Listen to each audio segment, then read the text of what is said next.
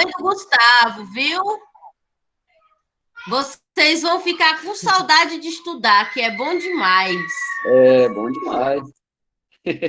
Vamos ficar com saudade, a gente tá repreendido.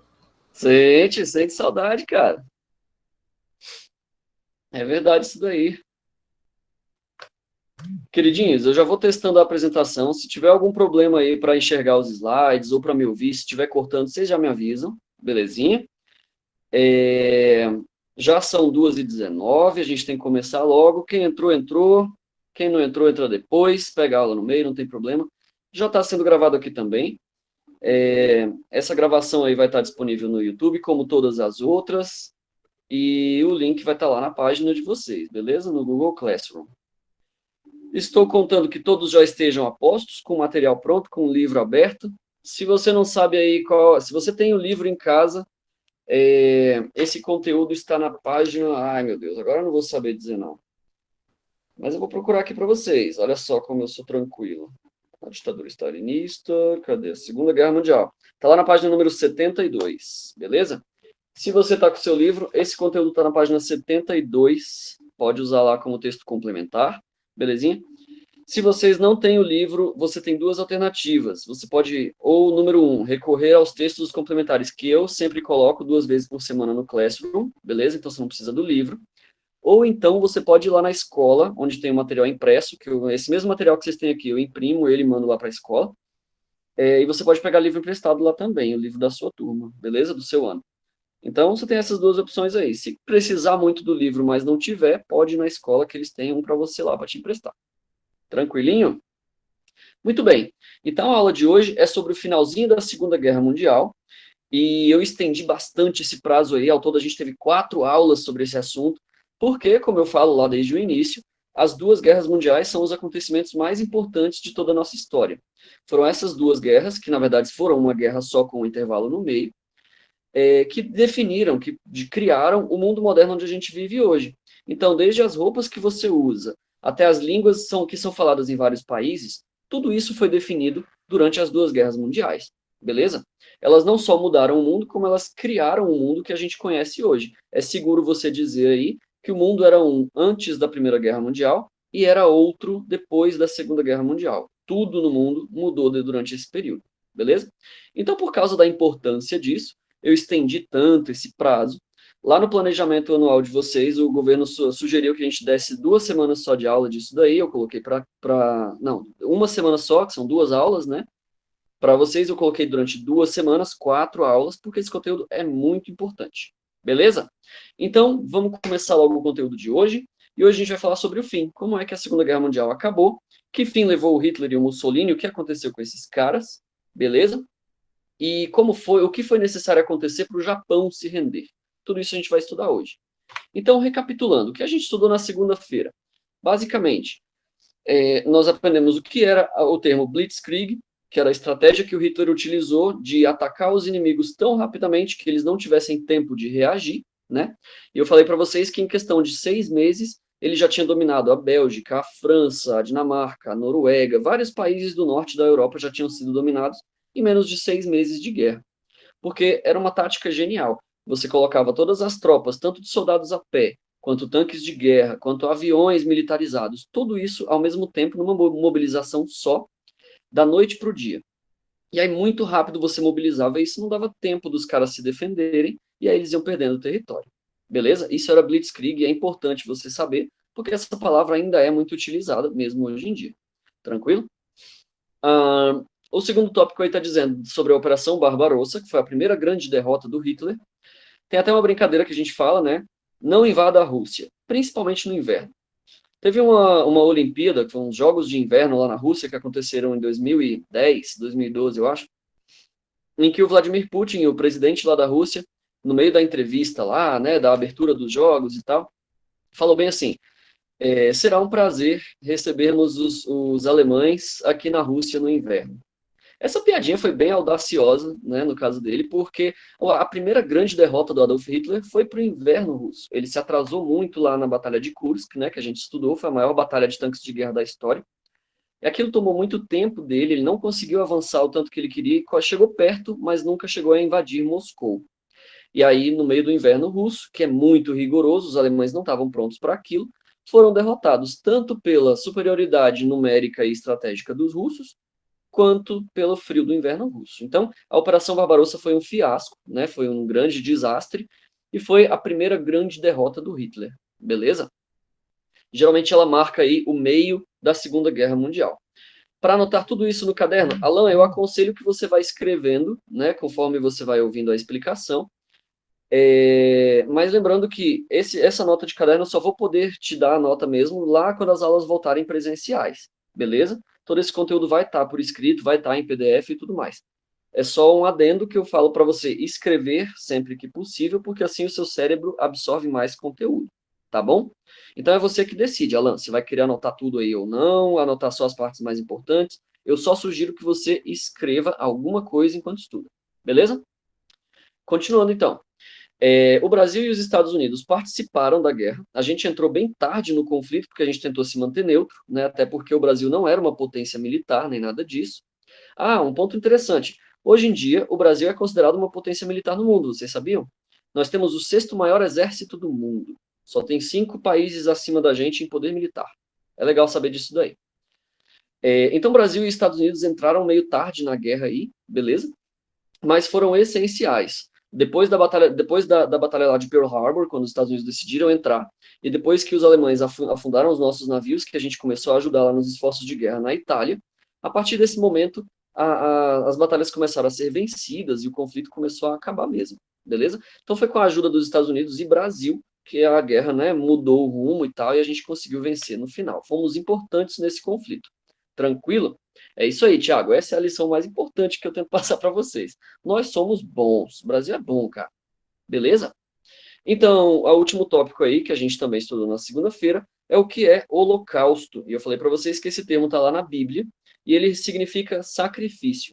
É uma palavra que a gente usa como uma homenagem, né, a todos os judeus lá que morreram durante o massacre nazista. Foram 6 milhões de judeus. E a gente chama esse extermínio aí dos judeus de holocausto, meio que para homenagear os mortos, né? Para dizer, eles se sacrificaram, então foram sacrificados, e a gente vai ver hoje qual foi o resultado, o que que os judeus ganharam no fim da guerra. Belezinha?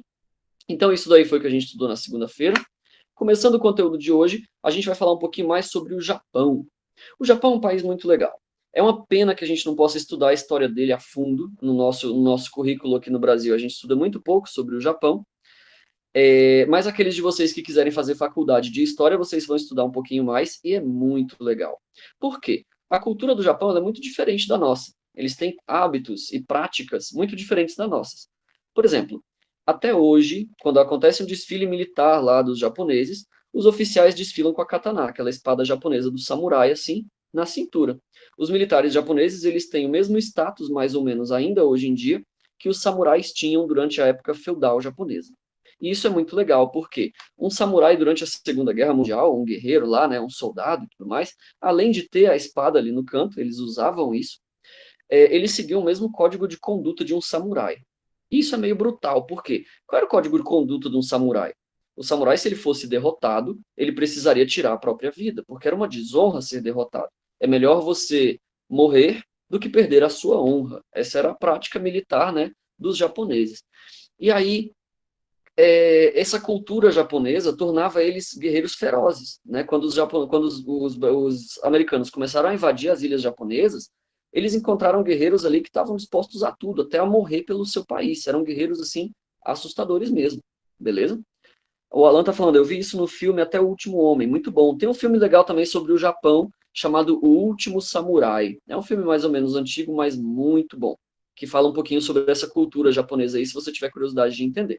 Beleza? Esse filme é muito bom. Pois é, Micaela, eu também gosto muito dele.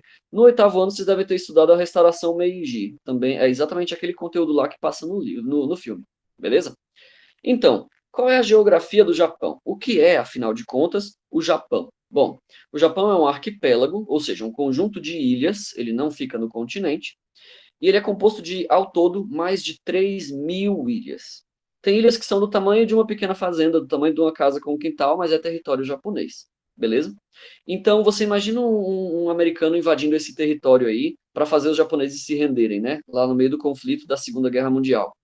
Você invadia uma ilha, matava os japoneses ali, eu expulsava eles e tal.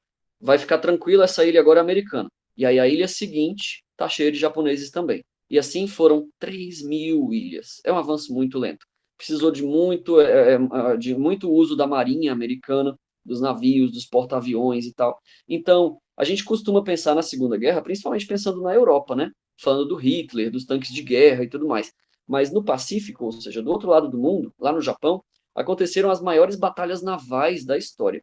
Inclusive, a maior batalha naval que a gente já presenciou até hoje, que o mundo já teve até hoje, é a Batalha de Midway, que foi entre o Japão e Estados Unidos durante a Segunda Guerra Mundial.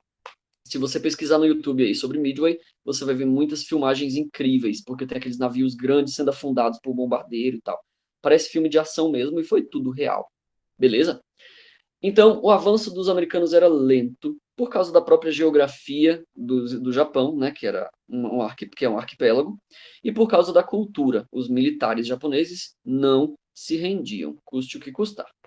Então, até hoje, você vê, inclusive, se você assiste aí alguma coisa sobre cultura japonesa e tal, desenho japonês, essas coisas, você sabe que um aluno que reprova de ano lá, geralmente, eles até evitam noticiar muito isso para não estimular, mas esse garoto, ele começa a ter pensamentos suicidas.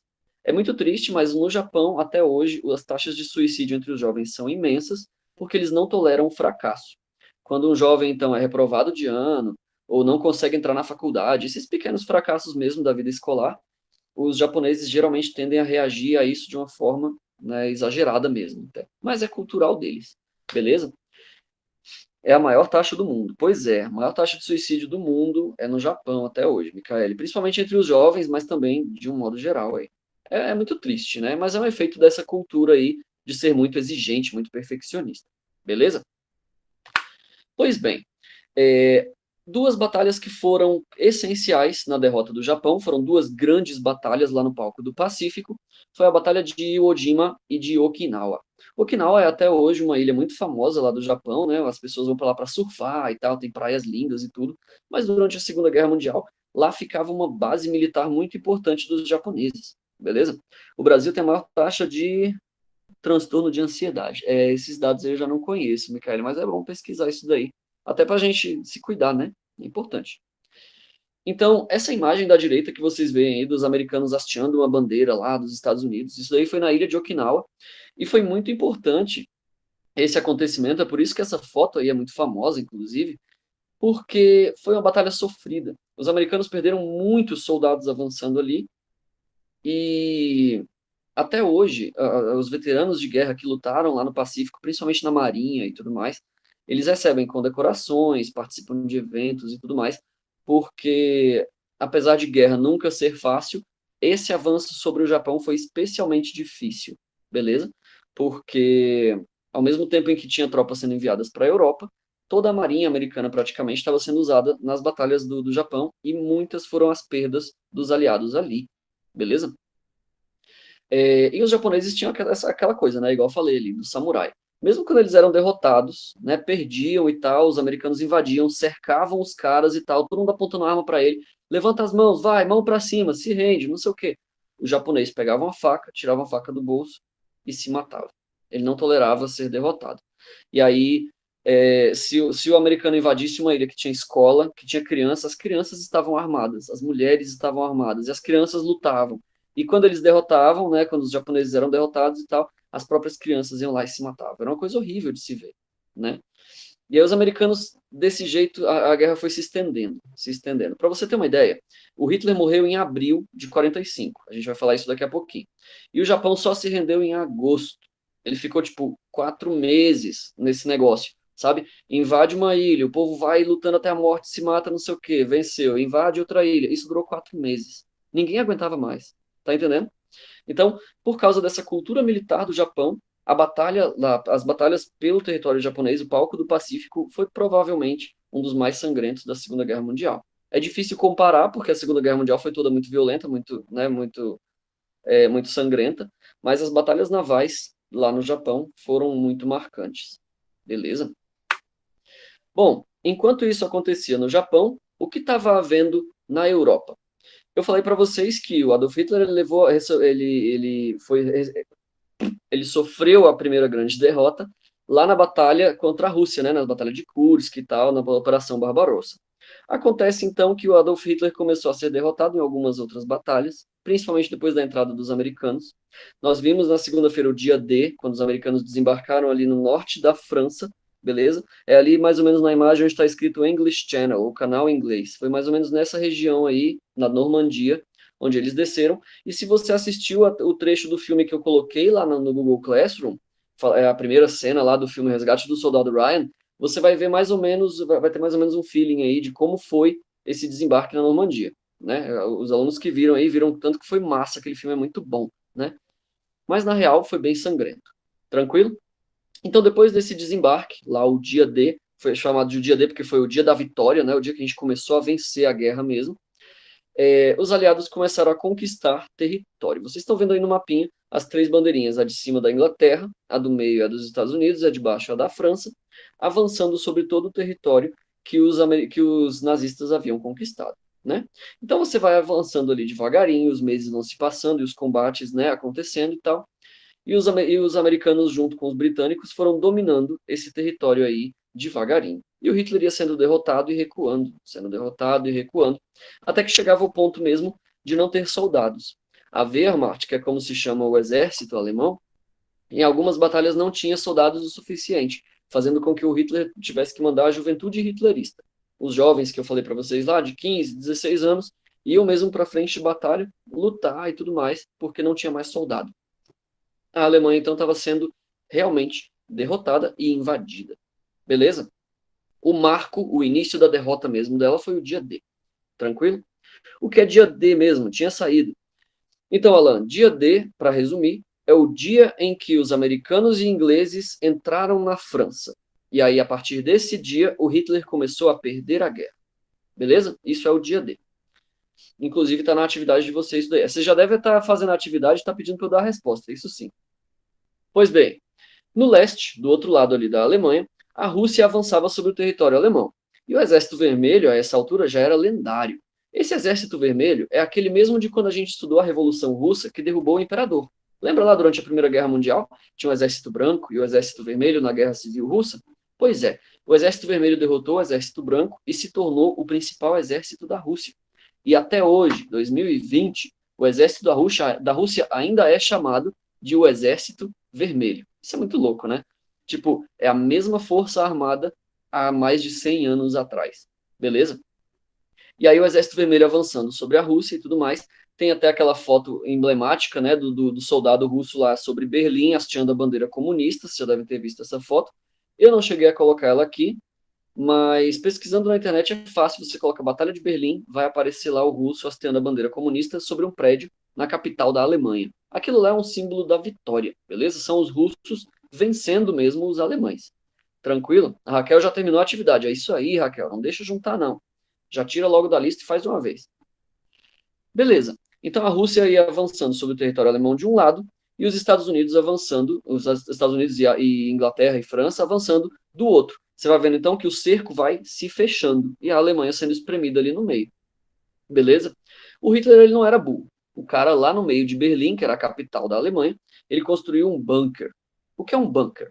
Bunker é uma construção de concreto, que é a prova de bombas, né? Se acontecer um bombardeio, quem está lá dentro está seguro e tal. E é uma fortaleza. O Hitler levou a esposa dele lá para dentro e tal, e eles estavam seguros lá dentro, enquanto o mundo caía ao redor. Ele se recusava a enxergar que a guerra tinha acabado, que ele já tinha perdido. Os inimigos estavam entrando em Berlim e ele ainda mandava avisar lá no rádio. Nós venceremos, continuem lutando, não sei o que e tal. E o Hitler era um cara muito sortudo, porque no meio dessa loucura de já ter perdido a guerra e não se render, teve um oficial do exército que tentou matar ele. O cara colocou uma bomba embaixo da mesa, lá dentro do bunker, e estava programada a bomba para explodir no meio de uma reunião onde o Hitler ia estar sentado naquela mesa. Só que aconteceu um imprevisto, o Hitler levantou da mesa bem na hora, foi na porta do bunker fazer alguma coisa e bum, a parada explodiu. Só que ele não estava lá em cima, ele sobreviveu ao ataque. E aí ele continuava, ele não se rendia, sobreviveu ao ataque lá do próprio oficial dele, né? E continuava mantendo o combate. Ele se recusava a se render igual ao Japão. Ia lutar até o último homem. Beleza? Pois bem, E aí a Batalha de Berlim é uma das maiores tragédias que a gente tem na história, né? Na história do mundo, de um modo geral. Porque a gente tende a pensar o seguinte: a Alemanha é malvadona, o Hitler era nazista, malvadão e tal, tinha mais era que perder mesmo e tudo. Só que a gente esquece que guerra não é sobre o governante. Não é o Hitler que está lá na linha de frente trocando tiro com a galera. São as pessoas, são os civis, são mães, pais, tias, pessoas comuns que estão lá. E quando os aliados vêm invadindo a Alemanha, eles estavam com aquela, sabe, aquela fúria na batalha, aquela coisa de dar tiro e tal, de explodir, não sei o que e tal. Quando via pessoas, eles não sentiam dó. Ele não via uma mulher, um homem, uma pessoa. Ele olhava aquilo e via um alemão. Você é alemão, é nazista, tem que morrer. E saía matando civis. Então, é meio cruel, mas o que ficou conhecido, né, a Batalha de Berlim, lá na Alemanha, até hoje é conhecida como o estupro da Alemanha. Porque enquanto eles invadiam lá, né, os aliados de um lado e os russos do outro, enquanto eles invadiam o território alemão, os soldados, homens lá na guerra, aquela violência toda, eles iam matando mulheres, crianças, cometiam estupros e todo esse tipo de coisa. Então, quando você pensar assim, a Segunda Guerra Mundial é fácil, os Estados Unidos é bonzinho e a Alemanha era mauzão. Não é tão simples assim, tá entendendo? Uma guerra é um negócio complicado e brutal. Tipo assim, gente matando gente mesmo, explodindo, estuprando, matando. É violência desenfreada. E no fim das contas, é como eu falei, não é sobre governos. São pessoas normais ali, né? Lidando com esse tipo de violência no dia a dia. Então tem algumas fotos aí para vocês. Eu tentei colocar as menos chocantes, porque se você procurar, você acha coisas horríveis sobre toda a Segunda Guerra na internet. Inclusive, eu não aconselho que vocês fiquem procurando, porque é o tipo de coisa que deixa a gente meio, né? Meio biruta. Mas só para ficar mais ilustrado aí, eu coloquei essas imagens de algumas mulheres aí, né, nessa situação terrível que vocês estão vendo aí, né? Então, não se tinha respeito. Às vezes a gente pensa, a tropa de tal país são heróis, né? Os japoneses, os alemães, os americanos eram heróis, ou eram vilões e tal.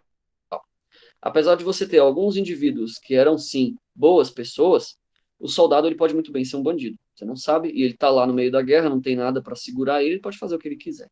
Tá entendendo? Então, a Batalha de Berlim, ela foi brutal, principalmente para os civis. As pessoas normais da Alemanha foram quem mais sofreu na Batalha de Berlim. Talvez se o Hitler tivesse se rendido mais cedo, ele tivesse poupado o povo dele de um sofrimento muito maior. Né? É uma pena, tudo isso é uma tragédia. Enfim, no meio disso tudo tinha os poloneses. Os poloneses provavelmente são o povo mais heróico da Europa, se você for estudar a história deles.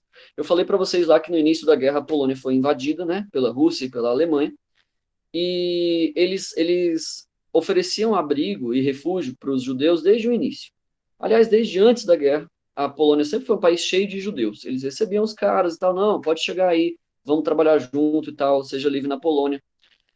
E mesmo tendo sido invadidos, derrotados, né, a Polônia foi dividida entre a Rússia e a Alemanha, eles continuavam guerreando. Os poloneses nunca se renderam de verdade.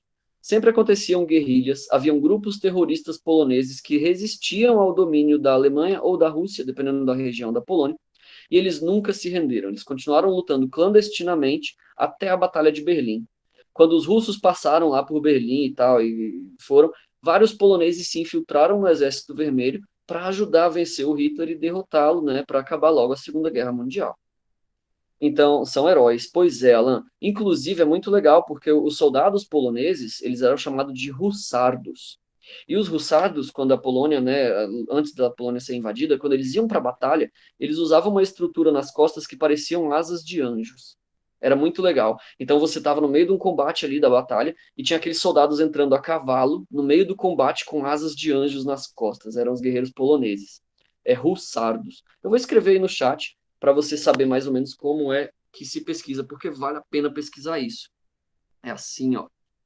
Hussardos. Você procura isso daí, que você vai achar as imagens, beleza? Deles com as asas nas costas e tal. Inclusive é um símbolo nacional da Polônia, o soldado com asas de anjo, beleza?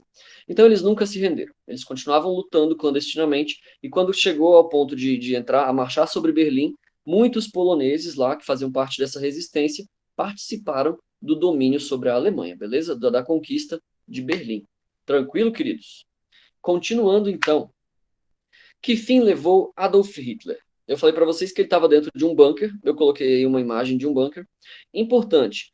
Essa fortaleza aí que está aparecendo, esse bunker aí, não era o bunker do Hitler, porque o do Hitler foi demolido logo depois da guerra. Então a gente não tem algumas fotos e tal, mas não existe mais nem o marco lá na Alemanha. Se você tiver a sorte aí, o dinheiro de visitar Berlim um dia, você vai ver que no lugar onde era o bunker, agora tem lá, não sei se é um parque, alguns prédios, é uma coisa assim. Eles construíram coisa em cima e quiseram esquecer mesmo o bunker do Führer, né, do Adolf Hitler. Mas existem outros bunkers pela cidade, inclusive esse daí, que hoje em dia é um museu de arte.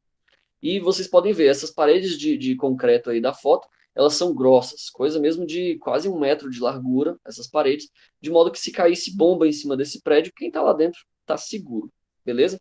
E aí o Hitler estava vivendo nesse bunker nos últimos meses, né, lá no início de 1945, junto com a esposa dele e os oficiais do exército. E de lá de dentro ele estava governando a Alemanha, evitando que se rendessem, né, e tudo mais, e comandando o exército, seguia os combates, tudo que o Hitler fazia lá no governo da Alemanha, ele estava fazendo de dentro desse bunker, a partir do momento em que ele começou a perder a guerra, beleza? E aí, boa parte da vida do Hitler era no subterrâneo, ele vivia ali embaixo da terra com medo de bomba, né, tudo explodindo ao redor e tudo. Então é natural, se vocês verem um filme chamado A Queda, é um filme muito bom, que conta a história aí dos últimos dias do Hitler, né? E ele começou a ficar louco. O Hitler tinha sinais de paranoia, ele ficou com sinais ali de loucura mesmo, ele começou a ficar perturbado da cabeça, beleza?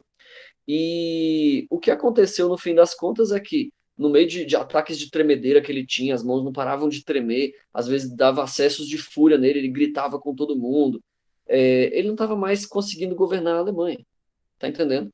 Então, todo o território alemão já tinha sido invadido praticamente, só tinha o Führer lá dentro do bunker dele no meio de Berlim, e ele achava que ainda governava a Alemanha, ele continuava dando ordem, continuava falando e tal, meio que para ninguém obedecer, tá entendendo? Então o cara começou a ficar meio louco mesmo, lá no final. E uma notícia terrível que o Hitler recebeu, que ajudou ele a ficar maluco, é que o aliado dele lá na Itália, o Mussolini, lembra do Benito Mussolini, o líder dos fascistas da Itália? Pois é, o povo italiano se voltou contra ele no meio da guerra, prenderam o cara e mataram ele. O Mussolini foi morto por italianos, ele foi traído lá pelo povo da própria Itália e mataram ele e tal, e fizeram a Itália se render. Tá entendendo? Então, quando Hitler ficou sabendo disso, ele percebeu que ele estava ficando cada vez mais isolado, né? A Itália era o maior aliado da Alemanha, os fascistas e os nazistas eram quase irmãos, né? E o Mussolini tinha sido morto. Quando Hitler ficou sabendo disso, então, meio que foi a gota d'água. O cara ficou, né, completamente louco e tal, e aí ele tomou uma decisão. Ele decidiu o seguinte: eu não vou ser feito prisioneiro. Eu não vou virar um palhaço para o mundo inteiro me punir e tal, e me usar aí como símbolo de nada. Ele decidiu, chamou um médico lá para ajudar ele, decidiu se suicidar, ele e a esposa dele, beleza? Então foi um suicídio duplo. Como assim duplo? Ele pegou uma cápsula de cianureto, que era um veneno, né, uma coisa muito forte e tal, colocou na boca ele e a esposa e engoliu. Ele já iria morrer por causa disso, mas só para ter certeza, ele também deu um tiro na própria cabeça e um oficial atirou na cabeça da esposa. Então, quando você ouvir falar aí, o suicídio do Hitler foi um suicídio duplo, é porque ele usou dois métodos ao mesmo tempo para se matar, beleza? Porque ele queria ter certeza de que não ia sobreviver de jeito nenhum, porque ele sabia que ele ia ser punido por causa dos 6 milhões de mortos, que eram responsabilidade dele, tá entendendo? Então, dentro do bunker lá em Berlim, o Hitler se suicidou. E aqui nesse ponto do vídeo cabe uma coisa muito interessante de você estudar.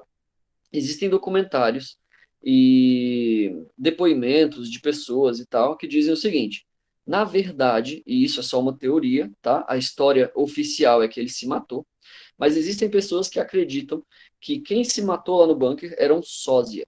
Era uma pessoa muito parecida com Hitler, que recebeu dinheiro ali, né, para fazer isso, tal, sei lá, que estava defendendo a Alemanha, ou enfim. Era um cara muito parecido com o Hitler e uma outra mulher lá, que se mataram no lugar dele. Enquanto isso, ele fugiu escondido para a América do Sul. Existem pessoas lá da Argentina, da região de Bariloche, que dizem ter visto o Hitler morando lá e que ele viveu lá até velho e que morreu de uma doença incurável nos anos 60. Então, isso é uma teoria bastante corrente, tem muitas provas disso aí, e é bastante possível que daqui a alguns anos, se encontrarem provas contundentes, que o que está escrito no livro de história de vocês mude, beleza? Isso é bastante possível. Não estou dizendo que é certo, tá? Estou dizendo que é discutido ainda e está sendo estudado. Por enquanto, o que a história oficial diz é que o Hitler se matou lá dentro do bunker, beleza? E aí quando você pensa assim, nossa, que coisa impossível, para que ele ia vir aqui para a Argentina? Sabe aquele doutor maluco nazista que fazia experimentos com os gêmeos? Você já deve ter ouvido falar disso. O nome dele era Dr. Mengele. O Dr. Mengele morreu na cidade de Santos, em São Paulo, nos anos 70. Pois é, o nazista fugiu para o Brasil, viveu aqui os últimos anos dele e morreu afogado lá na praia, lá em São Paulo, no estado de São Paulo, o Dr. Mengele. Então, se existem oficiais como o Mengele que morreram aqui, é bastante possível sim que o Hitler tenha fugido, beleza? Mas por enquanto isso tudo é teoria. Se Hitler fez isso, ele é um gênio. Pois é, Alan, tem várias coisas que dizem que ele era um gênio do mal, né? Enfim, mas é como eu disse, isso tudo é teoria, tá bom? Ainda não é certeza. Estão estudando as provas, os depoimentos, se tudo isso é plausível, né, e tal. E se encontrarem uma prova histórica que dê certeza disso aí, a história pode mudar. Mas, a princípio, ele se matou lá na Alemanha, lá em Berlim. Tranquilo? Então, qual foi o fim do Hitler? Oficialmente, se matou dentro do bunker na capital da Alemanha, Berlim. Tranquilo até aí? E o Mussolini, ele foi morto lá pelo próprio povo italiano dele. Isso deixava o mundo só com um líder do eixo. O eixo era composto por 3 países, né? Alemanha, Itália e Japão. A Alemanha e a Itália já estavam fora, mas o Japão continuava. Pois bem, o Japão continuou lutando. O Hitler se matou no dia 30 de abril, né? No dia 30 de abril ele morreu, e aí passou maio, o mês de maio inteiro, e os americanos lutando no Japão. Passou o mês de junho inteiro, e os americanos lutando no Japão. Passou o mês de julho inteiro, e os americanos lutando no Japão. Os japoneses não se rendiam, os caras continuavam lutando até a morte. Tá entendendo? Os japoneses não desistem. Pois é, lá, exatamente. Então os japoneses lutavam e lutavam e já tinha sido derrotado, não tinha nenhuma esperança, já estava isolado lá na ilha, mas o imperador japonês dizia: não nos renderemos. A gente vai continuar lutando até o final porque é a nossa honra.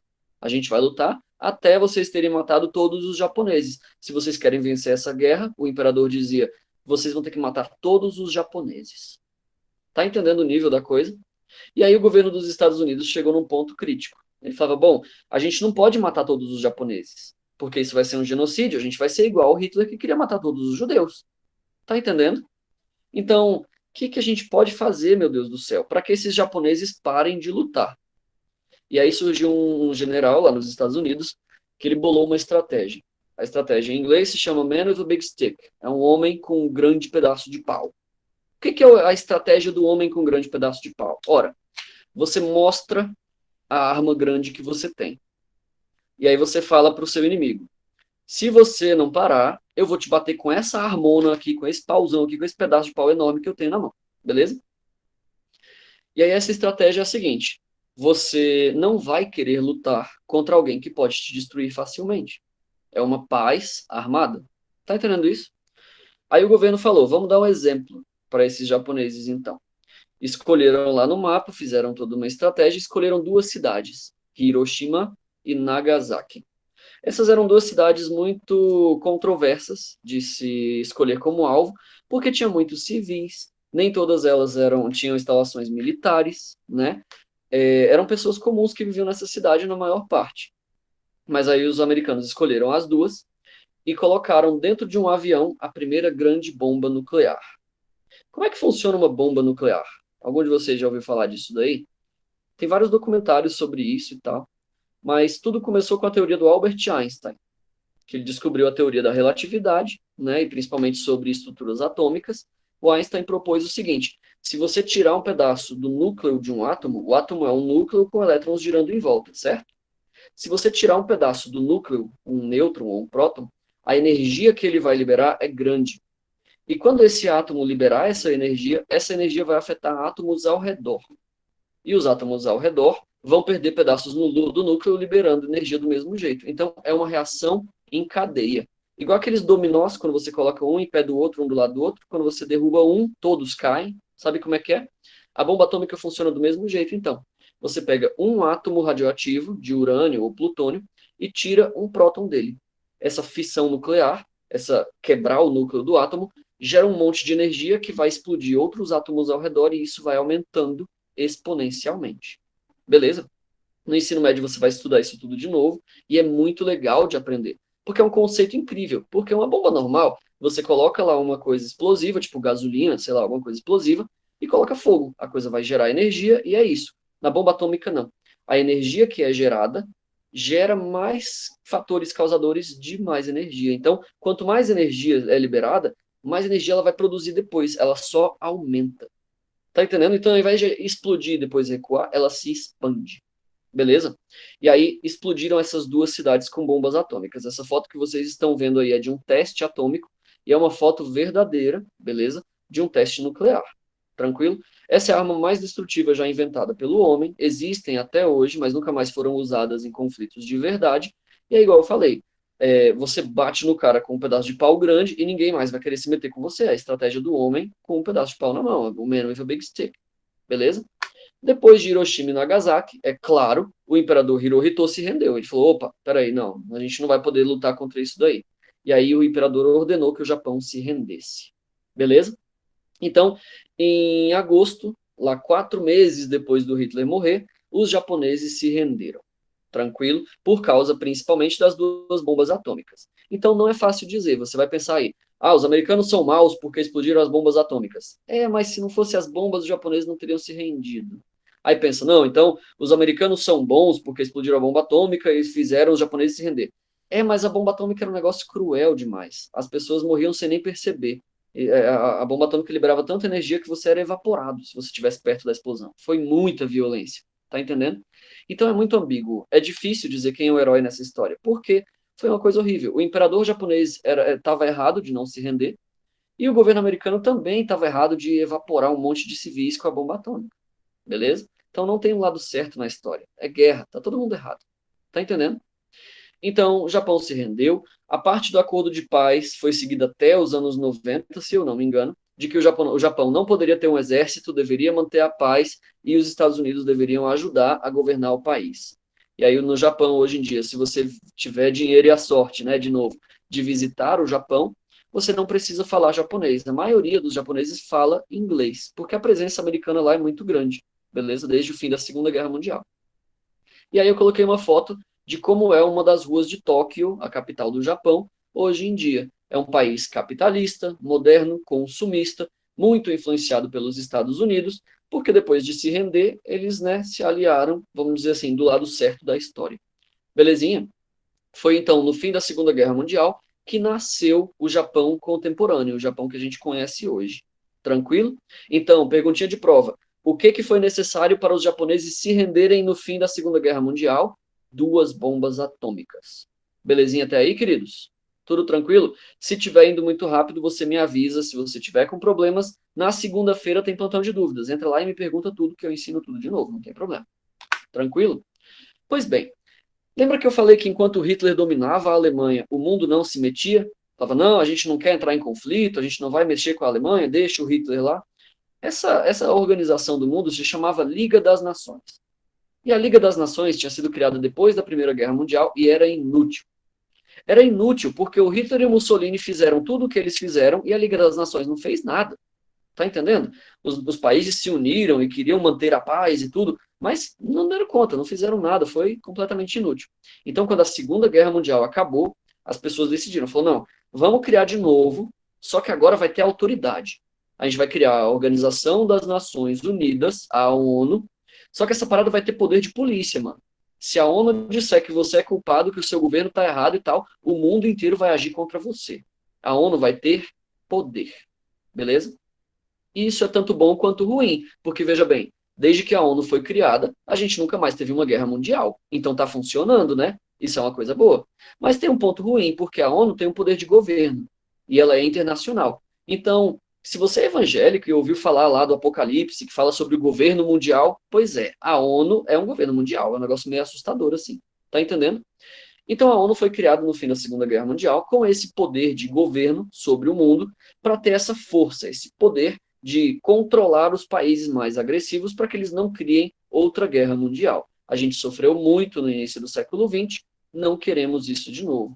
O papel da ONU, então, é garantir a paz. E aí a primeira coisa que a ONU fez foi pegar os judeus que sobreviveram, falaram, não, beleza, vocês estão sendo perseguidos desde o Império Romano, passaram a Idade Média inteira sofrendo 1000 anos de perseguição, o Hitler matou 6 milhões de vocês, chega dessa história, beleza? Vamos deixar os judeus em paz.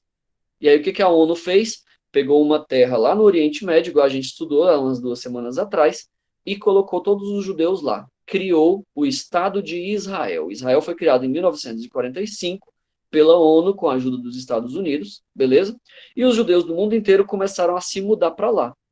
Como a gente já estudou isso no passado, umas 3, 4 aulas aí para trás, vocês se lembram que os árabes e muçulmanos ao redor não ficaram nada felizes com isso, porque aquela terra ali não era de judeu, era de muçulmano, né? E até hoje esses conflitos acontecem lá entre judeus e muçulmanos, porque os muçulmanos dizem, aqui não é terra de judeu não, a ONU que colocou vocês aí. Mas aí os judeus vão e respondem, ora, a ONU é o mundo, é a organização do mundo todo, beleza? Então, a gente tem direito de morar aqui e tal. Esses conflitos nunca se resolveram. Então, a primeira grande ação da ONU, a primeira grande coisa que a ONU fez foi criar o país de Israel, beleza? Hoje em dia, Israel é uma potência mundial, eles têm armas nucleares, se eu não me engano, é um país poderoso e independente, belezinha? O país cresceu muito rápido e é como eu disse para vocês, particularmente eu fui criado por uma mãe muito cristã, e lá na Bíblia tem escrito, né, que o povo judeu é povo de Deus, né? Então eles são abençoados, o que eles fazem, eles sobrevivem, eles se dão bem, eles crescem, né? Então, Israel é uma prova disso daí, beleza? É um país que foi criado recentemente e hoje em dia é um dos países mais poderosos do mundo. Tranquilo, queridos? Isso tudo é obra da ONU. E por último, o último slide de hoje, para a gente finalizar a nossa aula, o que aconteceu com a Alemanha? Ora, já é uma tradição, né? Acaba uma guerra mundial, a gente humilha a Alemanha. Não é assim? A gente bate na Alemanha toda vez. Coitado dos alemães, né? Então Hitler se matou, acabou o governo nazista, criaram lá um novo governo na Alemanha e a Rússia e os Estados Unidos se juntaram e falaram, vamos dividir esse país aí então. Igual tinha feito com a Polônia, lembra? Esses russos são muito espertos, cara, são muito espertos. Então, já tinha ganhado a Polônia, a Rússia, agora ganhou metade da Alemanha. Essa parte laranja que vocês estão vendo aí no mapa é a metade da Alemanha que pertenceu à Rússia. E a parte amarela foi dominada pelos franceses, ingleses e americanos. Beleza? A Alemanha, então, ela foi dividida em 2 partes. E até a cidade de Berlim, que é a capitalzinha lá no meio, você está vendo aí no mapinha, até a cidade foi dividida no meio, colocaram um muro ali, metade da cidade era da Rússia, metade da cidade era dos Estados Unidos. Isso daí é muito importante, você já deve ter escutado falar aí sobre o Muro de Berlim, e a matéria da semana que vem é exatamente sobre isso, a gente vai estudar a Guerra Fria. Agora que eles tinham vencido Hitler, os Estados Unidos de um lado tinham as bombas atômicas, e a Rússia do outro tinha o maior exército do mundo, que era o Exército Vermelho. Esses 2 países, então, começaram a disputar para ver quem era o país mais poderoso do mundo. Isso foi a Guerra Fria. Beleza? Não se preocupa com Guerra Fria agora, a gente vai estudar isso na semana que vem, eu vou explicar tudo sobre o assunto. O que você precisa saber é que isso começou com a divisão da Alemanha. O Hitler morreu, a Alemanha foi derrotada e dividida em 2. A Alemanha comunista e a Alemanha capitalista. Tranquilo, queridos? Esse daí é o fim dos nossos slides, tranquilo? Se você tiver alguma dúvida, algum problema, algum trauma, algum choro, eu ainda estou aqui online por mais 10 minutos, por mais 8 minutos, tranquilo? O Alan está perguntando, a Alemanha está dividida até hoje? Não, Alan. Em 1990, o governo da Rússia foi a público, ele deu uma entrevista lá, o presidente da Rússia, e falou, olha, o comunismo não funciona. A Rússia quase morreu de fome, deu tudo errado aqui, não queremos mais comunismo, vamos devolver a Alemanha para os alemães. E aí quebraram o Muro de Berlim, lá em 1990. Beleza?